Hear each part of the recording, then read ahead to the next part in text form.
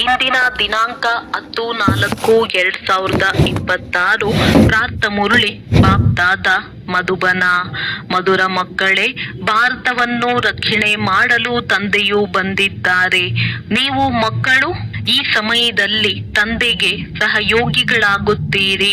ಭಾರತವೇ ಪ್ರಾಚೀನ ಖಂಡವಾಗಿದೆ. ಪ್ರಶ್ನೆ: ಶ್ರೇಷ್ಠ ಗುರಿಯಲ್ಲಿ ಅಡಚಣೆ ಮಾಡುವಂತಹ ಚಿಕ್ಕ ಚಿಕ್ಕ ಮಾತುಗಳು ಯಾವುವು?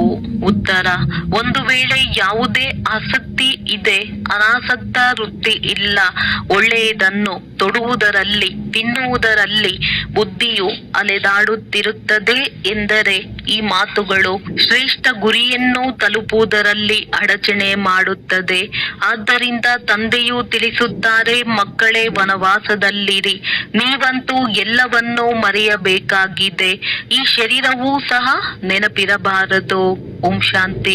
ಮಕ್ಕಳಿಗೆ ಇದನ್ನು ತಿಳಿಸಲಾಗಿದೆ. ಈ ಭಾರತವೇ ಅವಿನಾಶಿ ಖಂಡವಾಗಿದೆ ಮತ್ತು ಇದರ ಮೂಲ ಹೆಸರಾಗಿದೆ ಭರತ ಖಂಡ.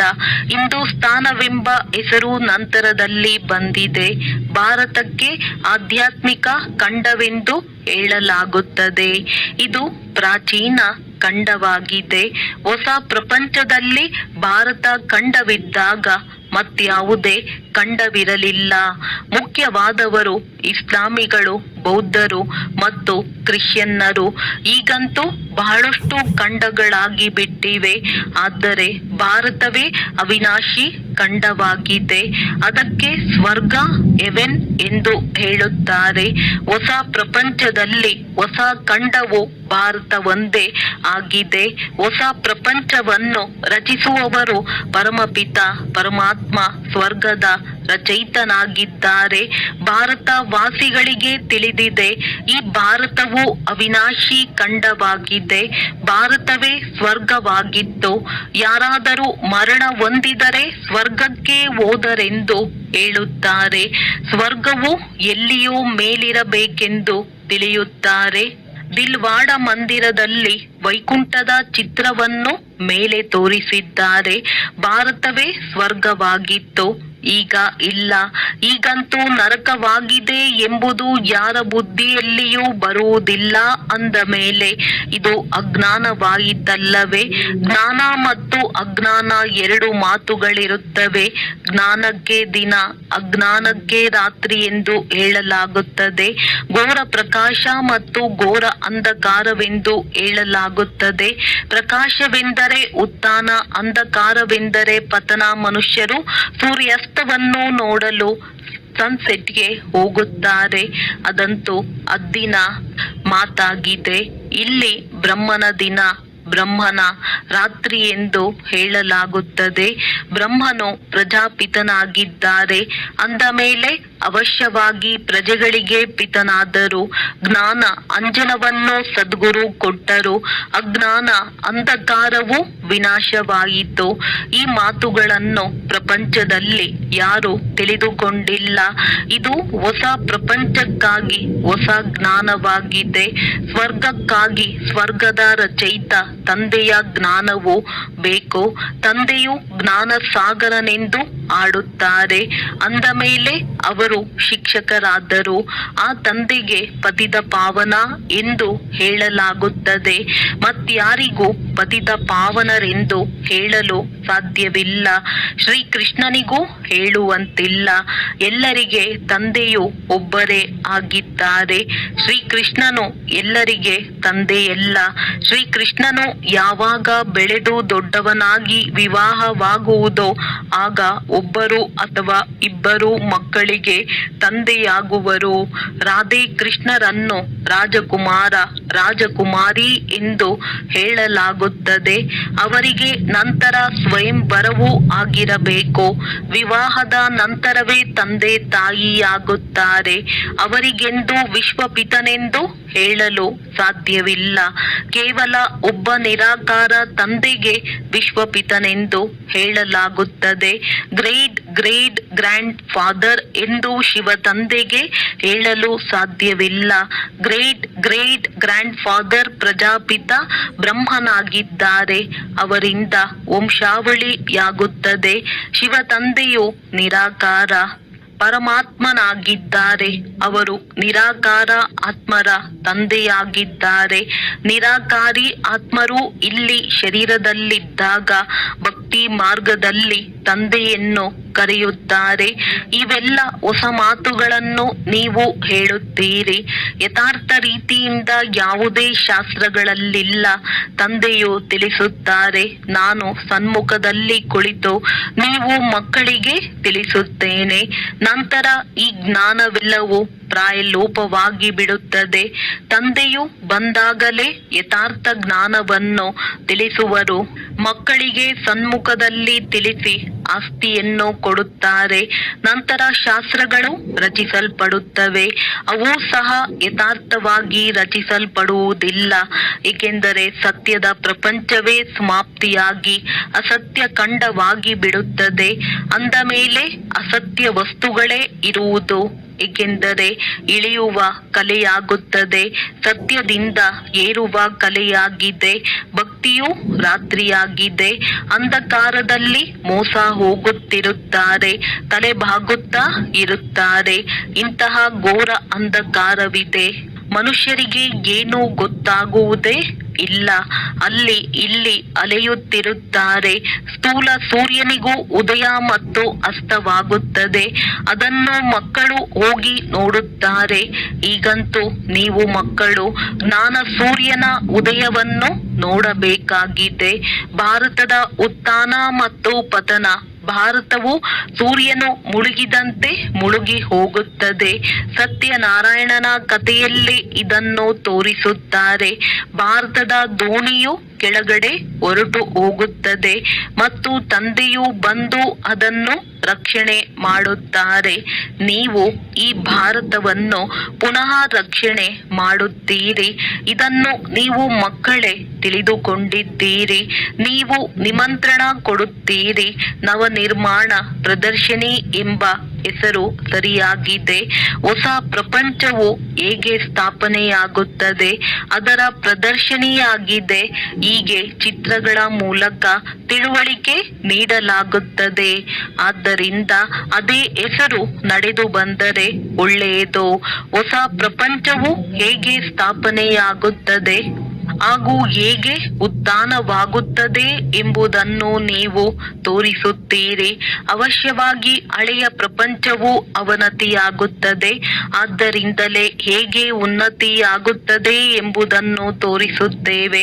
ರಾಜ್ಯವನ್ನು ಪಡೆಯುವುದು ಮತ್ತು ಪಡೆದುಕೊಳ್ಳುವುದು ಇದು ಸಹ ಒಂದು ಕಥೆಯಾಗಿದೆ. 5000 ವರ್ಷಗಳ ಮೊದಲು ಏನಿತ್ತು? ಸೂರ್ಯವಂಶೀಯರ ರಾಜ್ಯವಿತ್ತು, ಮತ್ತೆ ಚಂದ್ರವಂಶೀಯರ ರಾಜ್ಯವು ಸ್ಥಾಪನೆಯಾಯಿತೆಂದು ಹೇಳುತ್ತಾರೆ.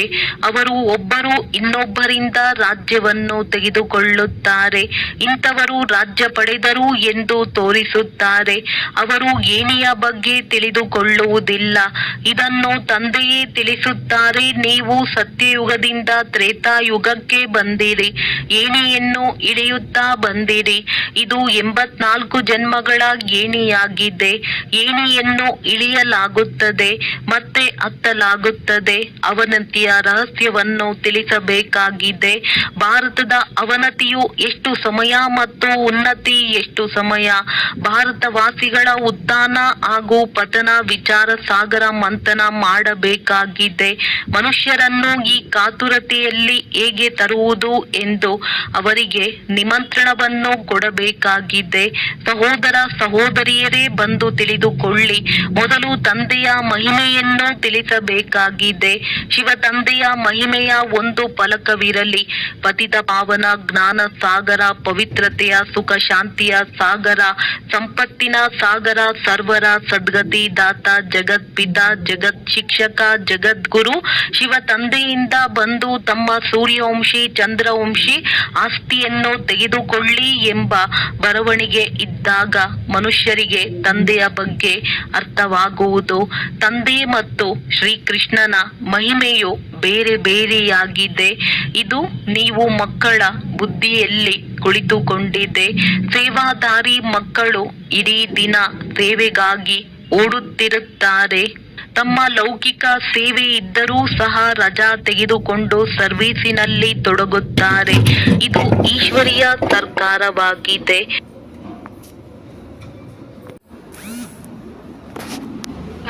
ಕನ್ಯೆಯರು ಒಂದು ವೇಳೆ ಇಂತಹ ಸರ್ವೀಸಿನಲ್ಲಿ ತೊಡಗಿದರೆ ಹೆಸರನ್ನು ಬಹಳ ಪ್ರಸಿದ್ಧ ಮಾಡಬಲ್ಲರು.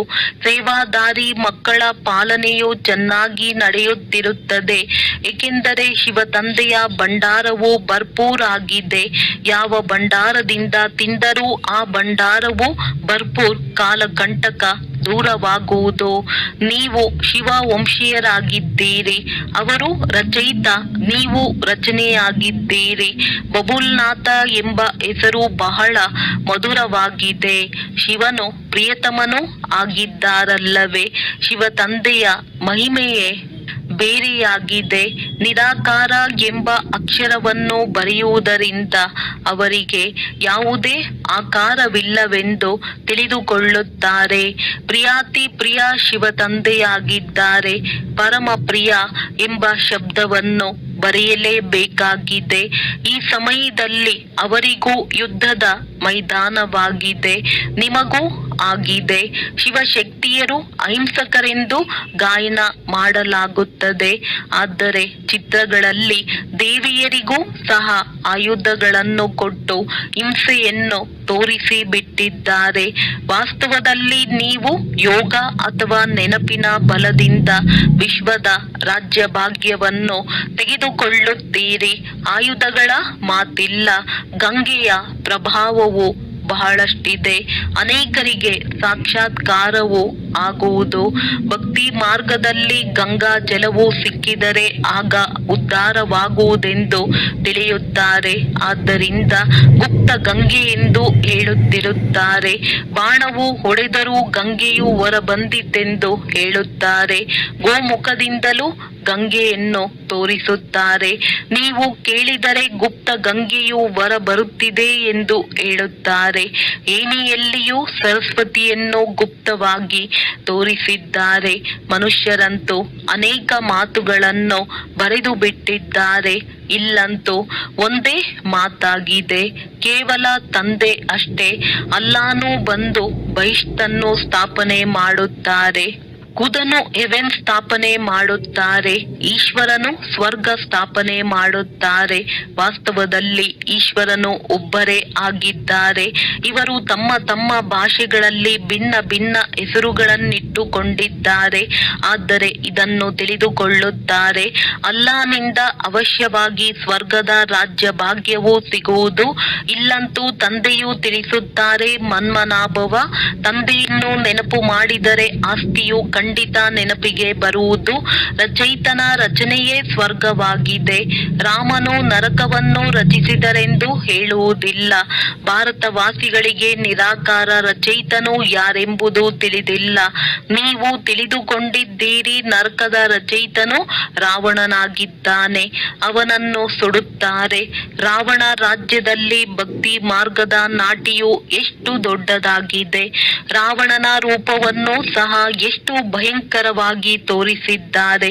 ರಾವಣನು ನಮ್ಮ ಶತ್ರುವೆಂದು ಹೇಳುತ್ತಾರೆ. ತಂದೆಯು ಅರ್ಥವನ್ನು ತಿಳಿಸಿದ್ದಾರೆ. ವಿಸ್ತಾರವು ದೊಡ್ಡದಾಗಿರುವುದರಿಂದ ರಾವಣನ ಶರೀರವನ್ನು ದೊಡ್ಡದನ್ನಾಗಿ ಮಾಡುತ್ತಾರೆ. ಶಿವ ತಂದೆಯಂತೂ ಬಿಂದುವಾಗಿದ್ದಾರೆ. ಆದರೆ ತಂದೆಯ ಚಿತ್ರವನ್ನು ದೊಡ್ಡ ರೂಪದಲ್ಲಿ ಮಾಡಿದ್ದಾರೆ. ಇಲ್ಲದಿದ್ದರೆ ಬಿಂದುವಿಗೆ ಹೇಗೆ ಪೂಜೆ ಮಾಡುವುದು? ಪೂಜಾರಿಗಳಂತೂ ಆಗಬೇಕಲ್ಲವೇ? ಆತ್ಮವನ್ನು ಕುರಿತು ಭ್ರುಕುಟಿಯ ಮಧ್ಯದಲ್ಲಿ ಹೊಳೆಯುತ್ತಿರುವ ನಕ್ಷತ್ರವೆಂದು ಹೇಳುತ್ತಾರೆ. ಮತ್ತೆ ಆತ್ಮವೇ ಪರಮಾತ್ಮನೆಂದು ಹೇಳಿಬಿಡುತ್ತಾರೆ. ಅಂದ ಮೇಲೆ ತಂದೆಯು ಕೋಟಿ ಸೂರ್ಯನಿಗಿಂತಲೂ ಹೆಚ್ಚು ತೇಜೋಮಯನು ಹೇಗಾಗುವನು? ಆತ್ಮದ ವರ್ಣನೆ ಮಾಡುತ್ತಾರೆ, ಆದರೆ ತಿಳಿದುಕೊಳ್ಳುವುದಿಲ್ಲ. ಒಂದು ವೇಳೆ ಪರಮಾತ್ಮನು ಕೋಟಿ ಸೂರ್ಯ ತೇಜೋಮಯನಾಗಿದ್ದರೆ ಪ್ರತಿಯೊಬ್ಬರಲ್ಲಿಯೂ ಹೇಗೆ ಪ್ರವೇಶ ಮಾಡುವರು? ಎಷ್ಟು ಅಯಾತತ ಮಾತುಗಳಾಗಿವೆ. ಯಾವುದನ್ನು ಕೇಳಿ ಮನುಷ್ಯರು ಏನಾಗಿ ಬಿಟ್ಟಿದ್ದಾರೆ?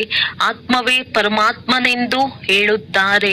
ಅಂದ ಮೇಲೆ ತಂದೆಯ ರೂಪವು ಇದೇ ರೀತಿ ಇರಬೇಕಲ್ಲವೇ? ಆದರೆ ಪೂಜೆಗಾಗಿ ದೊಡ್ಡ ರೂಪವನ್ನು ಮಾಡಿದ್ದಾರೆ. ಕಲ್ಲಿನಿಂದ ಎಷ್ಟು ದೊಡ್ಡ ದೊಡ್ಡ ಚಿತ್ರಗಳನ್ನು ಮಾಡಿಸುತ್ತಾರೆ. ಹೇಗೆ ಗುಹೆಯಲ್ಲಿ ದೊಡ್ಡ ದೊಡ್ಡ ರೂಪದಲ್ಲಿ ಪಾಂಡವರನ್ನು ತೋರಿಸಿದ್ದಾರೆ. ಏನನ್ನೂ ಅರಿತುಕೊಂಡಿಲ್ಲ. ಇದು ವಿದ್ಯೆಯಾಗಿದೆ. ವ್ಯಾಪಾರ ಮತ್ತು ವಿದ್ಯೆಯು ಬೇರೆ ಬೇರೆಯಾಗಿದೆ. ತಂದೆಯು ಓದಿಸುತ್ತಾರೆ ಹಾಗೂ ವ್ಯಾಪಾರವನ್ನು ಕಲಿಸುತ್ತಾರೆ. ಬೋರ್ಡಿನ ಮೇಲೂ ಮೊದಲು ತಂದೆಯ ಮಹಿಮೆ ಇರಬೇಕು. ತಂದೆಯ ಪೂರ್ಣ ಮಹಿಮೆಯನ್ನು ಬರೆಯಬೇಕಾಗಿದೆ. ಈ ಮಾತುಗಳು ನೀವು ಮಕ್ಕಳ ಬುದ್ಧಿಯಲ್ಲಿಯೂ ಸಹ ನಂಬರ್ವಾರ್ ಪುರುಷಾರ್ಥದನುಸಾರ ಬರುತ್ತದೆ. ಆದ್ದರಿಂದ ಮಹಾರಥಿ ಕುದುರೆ ಸವಾರರೆಂದು ಹೇಳಲಾಗುತ್ತದೆ. ಆಯುಧ ಇತ್ಯಾದಿಗಳ ಮಾತಿಲ್ಲ. ತಂದೆಯು ಬುದ್ಧಿಯ ಬೀಗವನ್ನು ತೆರೆಯುತ್ತಾರೆ. ಈ ಗೋಡ್ರೇಜ್ನ ಬೀಗವನ್ನು ಯಾರು ತೆರೆಯಲು ಸಾಧ್ಯವಿಲ್ಲ. ತಂದೆಯ ಬಳಿ ಮಿಲನ ಮಾಡಲು ಬಂದಾಗ ತಂದೆಯು ಮಕ್ಕಳೊಂದಿಗೆ ಕೇಳುತ್ತಾರೆ, ಮೊದಲು ಎಂದಾದರೂ ಮಿಲನ ಮಾಡಿದ್ದೀರಾ? ಈ ಸ್ಥಾನದಲ್ಲಿ ಈ ದಿನದಂದು ಯಾವಾಗ ಮಿಲನ ಮಾಡಿದ್ದೀರಿ? ಆಗ ಮಕ್ಕಳು ಹೇಳುತ್ತಾರೆ, ಹೌದು ಬಾಬಾ, 5000 ವರ್ಷಗಳ ಮೊದಲು ಮಿಲನ ಮಾಡಿದ್ದೆವು. ಇಂತಹ ಮಾತುಗಳನ್ನು ಮತ್ಯಾರೂ ಕೇಳಲು ಸಾಧ್ಯವಿಲ್ಲ. ಇವು ತಿಳಿದುಕೊಳ್ಳುವ ಎಷ್ಟೊಂದು ಗುಹ್ಯ ಮಾತುಗಳಾಗಿವೆ. ಎಷ್ಟೊಂದು ಜ್ಞಾನದ ಯುಕ್ತಿಗಳನ್ನು ತಂದೆಯು ತಿಳಿಸುತ್ತಾರೆ. ಆದರೆ ಧಾರಣೆಯು ನಂಬರ್ ಆಗುತ್ತದೆ. ಶಿವ ತಂದೆಯ ಮಹಿಮೆಯು ಬೇರೆಯಾಗಿದೆ. ಬ್ರಹ್ಮ ವಿಷ್ಣು ಶಂಕರನ ಮಹಿಮೆಯೇ ಬೇರೆಯಾಗಿದೆ. ಪ್ರತಿಯೊಬ್ಬರ ಪಾತ್ರವು ಬೇರೆ ಬೇರೆಯಾಗಿದೆ. ಒಬ್ಬರ ಪಾತ್ರವು ಇನ್ನೊಬ್ಬರಿಗೆ ಹೋಲುವುದಿಲ್ಲ. ಇದು ಅನಾದಿ ನಾಟಕವಾಗಿದೆ. ಇದೇ ಮತ್ತೆ ಪುನರಾವರ್ತನೆಯಾಗುವುದು. ನಾವು ಹೇಗೆ ಮೂಲವತನಕ್ಕೆ ಹೋಗುತ್ತೇವೆ ಮತ್ತೆ ಪಾತ್ರವನ್ನು ಅಭಿನಯಿಸಲು ಬರುತ್ತೇವೆ ಎಂಬುದು ಈಗ ನಿಮ್ಮ ಬುದ್ಧಿಯಲ್ಲಿ ಕುಳಿತುಕೊಂಡಿದೆ. ಸೂಕ್ಷ್ಮವತನದ ಮೂಲಕ ಹೋಗುತ್ತೀರಿ. ಬರುವ ಸಮಯದಲ್ಲಿ ಸೂಕ್ಷ್ಮವತನವಿರುವುದಿಲ್ಲ ಎಂದು ಯಾರಿಗೂ ಸೂಕ್ಷ್ಮವತನದ ಸಾಕ್ಷಾತ್ಕಾರವಾಗುವುದಿಲ್ಲ. ಯಾರು ತಪಸ್ಸು ಮಾಡುವುದಿಲ್ಲ, ಏಕೆಂದರೆ ಅದನ್ನು ಯಾರು ತಿಳಿದುಕೊಂಡಿಲ್ಲ. ಯಾರು ಸೂಕ್ಷ್ಮವತನದ ಭಕ್ತರಿರುವುದಿಲ್ಲ. ಸೂಕ್ಷ್ಮವತನವನ್ನು ಈಗಲೇ ರಚಿಸಲಾಗುತ್ತದೆ. ಸೂಕ್ಷ್ಮವತನದ ಮೂಲಕ ಹೋಗಿ ನಂತರ ಹೊಸ ಪ್ರಪಂಚದಲ್ಲಿ ಬರುತ್ತೀರಿ. ಈ ಸಮಯದಲ್ಲಿ ನೀವು ಅಲ್ಲಿಗೆ ಬಂದು ಹೋಗುತ್ತಾ ಇರುತ್ತೀರಿ. ನಿಮ್ಮದು ನಿಶ್ಚಿತಾರ್ಥವಾಗಿದೆ. ಇದು ತಂದೆಯ ಮನೆಯಾಗಿದೆ. ವಿಷ್ಣುವಿಗೆ ಪಿತನೆಂದು ಹೇಳುವುದಿಲ್ಲ. ವಿಷ್ಣುಪುರಿಯು ಮಾವನ ಮನೆಯಾಗಿದೆ. ಕನ್ಯೆಯು ಮಾವನ ಮನೆಗೆ ಹೋಗುವಾಗ ಹಳೆಯ ವಸ್ತ್ರಗಳೆಲ್ಲವನ್ನೂ ಬಿಟ್ಟು ಹೋಗುತ್ತಾರೆ. ನೀವು ಹಳೆಯ ಪ್ರಪಂಚವನ್ನೇ ಬಿಟ್ಟು ಬಿಡುತ್ತೀರಿ. ನಿಮ್ಮ ಹಾಗೂ ಅವರ ವನವಾಸದಲ್ಲಿ ಎಷ್ಟೊಂದು ಅಂತರವಿದೆ. ನೀವು ಸಹ ಬಹಳ ಅನಾಸಕ್ತರಾಗಿರಬೇಕು. ದೇಹಾಭಿಮಾನವನ್ನು ಬಿಡಬೇಕಾಗಿದೆ. ಹೆಚ್ಚು ಬೆಲೆಯ ಸೀರೆಯನ್ನು ಧರಿಸುತ್ತೀರೆಂದರೆ ಕೂಡಲೇ ದೇಹಾಭಿಮಾನವು ಬಂದು ಬಿಡುವುದು. ನಾನಾತ್ಮನಾಗಿದ್ದೇನೆ ಎಂಬುದೇ ಮರೆತು ಹೋಗುತ್ತದೆ. ಈ ಸಮಯದಲ್ಲಿ ನೀವು ವನವಾಸದಲ್ಲಿದ್ದೀರಿ. ವನವಾಸ ಮತ್ತು ವಾನಪ್ರಸ್ಥ ಒಂದೇ ಮಾತಾಗಿದೆ. ಶರೀರವನ್ನು ಬಿಡಬೇಕಾಗಿದೆ. ಅಂದ ಮೇಲೆ ಸೀರೆಯನ್ನು ಬಿಡುವುದಿಲ್ಲವೇ? ಕಡಿಮೆ ಬೆಲೆಯ ಸೀರೆ ಸಿಕ್ಕಿದರೆ ಹೃದಯವೇ ಚಿಕ್ಕದಾಗಿ ಬಿಡುತ್ತದೆ. ಇದರಲ್ಲಿ ಇನ್ನೂ ಖುಷಿಯಾಗಬೇಕು. ಕಡಿಮೆ ಬೆಲೆಯ ವಸ್ತ್ರ ಸಿಕ್ಕಿರುವುದು ಒಳ್ಳೆಯದೇ ಆಯಿತು ಎಂದು ಹೆಚ್ಚು ಬೆಲೆಯ ವಸ್ತುವನ್ನಂತೂ ಬಹಳ ಸಂಭಾಲನೆ ಮಾಡಬೇಕಾಗುತ್ತದೆ. ಈ ಧರಿಸುವ ತಿನ್ನುವ ಚಿಕ್ಕ ಚಿಕ್ಕ ಮಾತುಗಳೂ ಸಹ ಶ್ರೇಷ್ಠ ಗುರಿಯನ್ನು ತಲುಪುವುದರಲ್ಲಿ ಅಡಚಣೆ ಮಾಡುತ್ತವೆ. ಗುರಿಯು ಬಹಳ ದೊಡ್ಡದಾಗಿದೆ. ಕಥೆಯಲ್ಲಿಯೂ ಸಹ ಹೇಳುತ್ತಾರಲ್ಲವೇ, ಈ ಲಾಠಿಯನ್ನು ಬಿಟ್ಟು ಬಿಡಿ ಎಂದು ಪತಿಗೆ ಹೇಳಿದಳು. ತಂದೆಯು ತಿಳಿಸುತ್ತಾರೆ, ಈ ಹಳೆಯ ವಸ್ತ್ರ, ಹಳೆಯ ಪ್ರಪಂಚ ಎಲ್ಲವೂ ಸಮಾಪ್ತಿಯಾಗುವುದು. ಆದ್ದರಿಂದ ಈ ಹಳೆಯ ಪ್ರಪಂಚದಿಂದ ಬುದ್ಧಿಯೋಗವನ್ನು ತೆಗೆಯಬೇಕಾಗಿದೆ. ಇದಕ್ಕೆ ಬೇಹದ್ದಿನ ಸನ್ಯಾಸವೆಂದು ಹೇಳಲಾಗುತ್ತದೆ. ಸನ್ಯಾಸಿಗಳು ಹದ್ದಿನ ಸನ್ಯಾಸ ಮಾಡಿದ್ದಾರೆ. ಈಗಂತೂ ಅವರೂ ಸಹ ಮತ್ತೆ ಗ್ರಾಮಗಳಿಗೆ ಬಂದು ಬಿಟ್ಟಿದ್ದಾರೆ. ಮೊದಲು ಅವರಲ್ಲಿ ಬಹಳ ಶಕ್ತಿ ಇರುತ್ತಿತ್ತು. ಇಳಿಯುವವರ ಮಹಿಮೆ ಏನಿರುತ್ತದೆ. ಹೊಸ ಹೊಸ ಆತ್ಮಗಳು ಸಹ ಕೊನೆಯವರೆಗೆ ಪಾತ್ರವನ್ನಭಿನಯಿಸಲು ಬರುತ್ತಾ ಇರುತ್ತಾರೆ.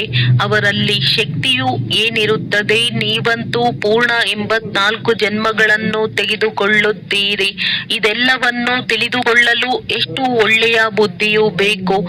ಸೇವಾದಾರಿ ಮಕ್ಕಳು ಸರ್ವೀಸಿನಲ್ಲಿ ಆಸಕ್ತಿಯುಳ್ಳವರಾಗಿರುತ್ತಾರೆ. ಜ್ಞಾನ ಸಾಗರನ ಮಕ್ಕಳು ಹೀಗೆ ಭಾಷಣ ಮಾಡಬೇಕು. ಹೇಗೆ ತಂದೆಯು ಉಮಂಗದಲ್ಲಿರುತ್ತಾರೆ, ಇದರಲ್ಲಿ ಅವಕ್ಕರಾಗಬಾರದು. ಒಳ್ಳೆಯದು. ಮಧುರಾತಿ ಮಧುರ ಅಗಲಿ ಹೋಗಿ ಮರಳಿ ಸಿಕ್ಕಿರುವ ಮಕ್ಕಳ ಪ್ರತಿ ಮಾತ್ಪಿತಾ ಬಾಪ್ತಾದಾರವರ ನೆನಪು, ಪ್ರೀತಿ ಹಾಗೂ ಸುಪ್ರಭಾತ. ಆತ್ಮಿಕ ಮಕ್ಕಳಿಗೆ ಆತ್ಮಿಕ ತಂದೆಯ ನಮಸ್ತೆ. ಧಾರಣೆಗಾಗಿ ಮುಖ್ಯ ಸಾರ. ಬುದ್ಧಿಯಿಂದ ಬೇಅದ್ದಿನ ಸನ್ಯಾಸ ಮಾಡಬೇಕಾಗಿದೆ. ಹಿಂತಿರುಗಿ ಮನೆಗೆ ಹೋಗುವ ಸಮಯವಾಗಿದೆ. ಆದ್ದರಿಂದ ಹಳೆಯ ಪ್ರಪಂಚ ಮತ್ತು ಹಳೆಯ ಶರೀರದಿಂದ ಅನಾಸಕ್ತರಾಗಿರಬೇಕಾಗಿದೆ. ಡ್ರಾಮಾದ ಪ್ರತಿ ದೃಶ್ಯವನ್ನು ನೋಡುತ್ತಾ ಸದಾ ಹರ್ಷಿತರಾಗಿರಬೇಕಾಗಿದೆ. ವರದಾನ. ಬಾಪ್ ದಾದಾರವರನ್ನು ತಮ್ಮ ಸಂಗಾತಿ ಎಂದು ತಿಳಿದು ಡಬಲ್ ಫೋರ್ಸ್ನಿಂದ ಕಾರ್ಯ ಮಾಡುವಂತಹ ಸಹಜ ಯೋಗಿ ಭವ. ಯಾವುದೇ ಕಾರ್ಯವನ್ನು ಮಾಡುತ್ತಾ ಬಾಪ್ ದಾದಾರವರನ್ನು ತಮ್ಮ ಸಂಗಾತಿಯನ್ನಾಗಿ ಮಾಡಿಕೊಳ್ಳುತ್ತೀರೆಂದರೆ ಡಬಲ್ ಫೋರ್ಸ್ನಿಂದ ಕಾರ್ಯವಾಗುವುದು. ಹಾಗೂ ಸ್ಮೃತಿಯೂ ಸಹ ಬಹಳ ಸಹಜವಾಗಿಯೇ ಇರುತ್ತದೆ. ಏಕೆಂದರೆ ಯಾರು ಸದಾ ಜೊತೆ ಅಥವಾ ಸಂಘದಲ್ಲಿ ಇರುತ್ತಾರೆಯೋ ಅವರ ನೆನಪುಗಳು ಸ್ವತಃವಾಗಿಯೇ ತಯಾರಾಗಿ ಇರುತ್ತದೆ. ಅಂದ ಮೇಲೆ ಇಂತಹ ಸಂಗಾತಿಯು ಇರುವುದರಿಂದ ಅಥವಾ ಬುದ್ಧಿಯ ಮೂಲಕ ನಿರಂತರ ಸತ್ಸಂಗ ಮಾಡುವುದರಿಂದ ಸಹಜ ಯೋಗಿ ಆಗಿಬಿಡುತ್ತೀರಿ. ಹಾಗೂ ಶಕ್ತಿಶಾಲಿ ಸಂಘವಿರುವ ಕಾರಣದಿಂದ ತಮ್ಮಲ್ಲಿ ಪ್ರತಿಯೊಂದು ಕರ್ತವ್ಯದಲ್ಲಿ ಡಬಲ್ ಫೋರ್ಸ್ ಇರುವುದು. ಅದರಿಂದ ಪ್ರತಿಯೊಂದು ಕಾರ್ಯದಲ್ಲಿ ಸಫಲತೆಯ ಅನುಭೂತಿಯಾಗುವುದು. ಸ್ಲೋಗನ್. ಯಾರು ಎಂದಿಗೂ ಮಾಯೆಯ ಪ್ರಭಾವದಲ್ಲಿ ಪರವಶರಾಗುವುದಿಲ್ಲವೋ ಅವರು ಮಹಾರಥಿ ಆಗಿದ್ದಾರೆ. ಅವ್ಯಕ್ತ ಸೂಚನೆ. ಮಹಾನರಾಗಲು ಮಧುರತೆ ಮತ್ತು ನಮ್ರತೆಯ ಗುಣ ಧಾರಣೆ ಮಾಡಿ. ಮಧುರತೆಯೇ ಬ್ರಾಹ್ಮಣ ಜೀವನದ ಮಹಾನತೆಯಾಗಿದೆ. ಎಲ್ಲಿ ಮಧುರತೆ ಇದೆ ಅಲ್ಲಿ ಪವಿತ್ರತೆ ಇದೆ. ಪವಿತ್ರತೆ ಇಲ್ಲದೆ ಮಧುರತೆ ಬರಲು ಸಾಧ್ಯವಿಲ್ಲ. ಎಷ್ಟು ಬುದ್ಧಿಯಲ್ಲಿ ನಶೆ ಇರುತ್ತದೆ ಅಷ್ಟು ಕರ್ಮದಲ್ಲಿ ನಮ್ರತೆ ಮತ್ತು ಮಾತಿನಲ್ಲಿ ಮಧುರತೆ ಇರಲಿ. ಇಂತಹ ನಶೆಯಲ್ಲಿರುವುದರಿಂದ ಎಂದೂ ನಷ್ಟವಾಗುವುದಿಲ್ಲ. ಸಿದ್ಧಿಯನ್ನು ಪಡೆಯುವಂತಹ ಸ್ವಯಂ ಅನ್ನು ನಮ್ರಚಿತ್ತ ನಿರ್ಮಾಣ. ಪ್ರತಿ ಮಾತಿನಲ್ಲಿ ತಮ್ಮ ತಾವು ಗುಣಗ್ರಾಹಕ ಮತ್ತು ಮಧುರತೆ ಸಂಪನ್ನರನ್ನಾಗಿ ಮಾಡಿಕೊಳ್ಳಿ. ಒಳ್ಳೆಯದು. ಓಂ ಶಾಂತಿ. ಓಂ